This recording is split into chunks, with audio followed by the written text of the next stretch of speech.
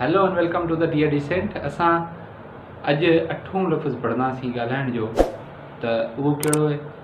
सिंधी जे हिसाब सां इहो आहे हरफ निदा। हरफ निदा यानी निदा। निदा मतिलबु जुमिले मां कढियल, निदियल। हिन जी माना आहे, निदियल जी माना आहे निकितल, कढियल। त इन मां पाण खे ज़ाहिर थिए थो त हीअ कहिड़ी शयुनि सां तलक रखे थो? सॾ सां। सॾ में उहे शयूं जेके अहिड़े क़िस्म जी हुजनि, ओ अड़े अदा वग़ैरह इन तरीक़े सां हुजनि, ऐं गम में बि ज़ाहिर थिए। हिन जी निशानी इहा आहे, हिन तरीक़े सां हूंदो आहे।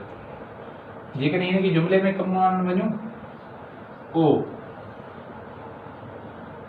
हेॾां अचे,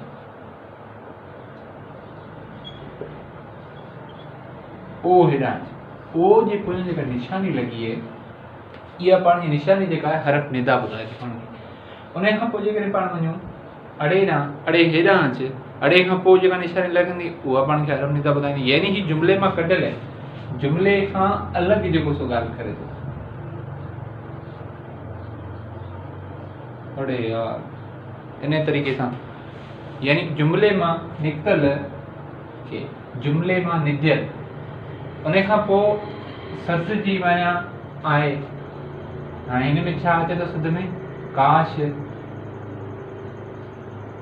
काश ईअं हुजे। पाण हर जुमिले ते काश, काश जे अॻियां पाण निशानी ॾिनासीं। कहिड़ी निशानी ॾिनासीं? ये हर जी निशानी है। यानी तमामु ईज़ी है। सभिनी 8 जेके ॻाल्हाइण लफ़्ज़नि मां उन में हिन खे जेकॾहिं पढ़णु पाण वञूं, हिन जी वसफ़ पढ़ूं या हिन खे पाण खे पढ़ूं, हिन जी का बि वसफ़ कोन्हे। वसफ़ उन जे करे तव्हांखे नाहे लिखायूं त जेकॾहिं वॾियूं वसफ़ूं हूंदियूं त तव्हांखे ॻाल्हाइण में या उहो लिखण में वरी बि मुसीबत थींदी। तव्हां उनखे वरी बि सम्झी न सघंदा हो, या त वॾियूं वॾियूं वसफ़ूं हूंदियूं आहिनि त माण्हू उन जे पोइ अलॻि थी वेंदो आहे। उन खां पोइ उन तरीक़े सां जुमिला बि न आहिनि ठहियल।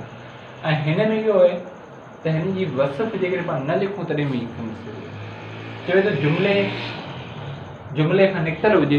डायरेक्ट जेकॾहिं इहा लफ़्ज़ पाण लिखी सघूं त हरफ निदा छा आहे?